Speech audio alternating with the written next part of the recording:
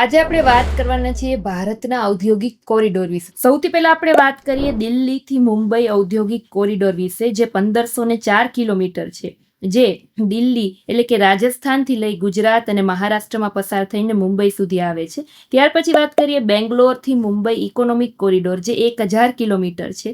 તે બેંગ્લોર એટલે કે કર્ણાટક રાજ્ય અને મહારાષ્ટ્ર રાજ્યમાંથી પસાર થાય છે. પછી વાત કરીએ ચેન્નઈ બેંગલુરુ ઔદ્યોગિક કોરિડોર, જે 560 કિલોમીટર છે, જે ચેન્નઈ એટલે કે તમિલનાડુ અને કર્ણાટક રાજ્યમાંથી પસાર થાય છે. પછી વિશાખાપટ્ટનમ ચેન્નઈ ઔદ્યોગિક કોરિડોરની વાત કરીએ, એટલે કે East cost economic corridor, 800 kilometre, જે વિશાખાપટ્ટનમ એટલે કે આંધ્રપ્રદેશ અને તમિલનાડુ રાજ્યમાંથી પસાર થાય છે. અને છેલ્લે વાત કરીએ અમૃતસર કોલકાતા ઔદ્યોગિક કોરિડોર, 1839 કિલોમીટર, જે અમૃતસર એટલે કે પંજાબથી લઈ પંજાબ, હરિયાણા, દિલ્હી, ઉત્તર પ્રદેશ, બિહાર ને ઝારખંડમાંથી પસાર થઈ અને કોલકાતા સુધી આવે છે. માહિતી ગમી હોય તો લાઇક ને ફોલો કરવાનું ભૂલતા નહીં.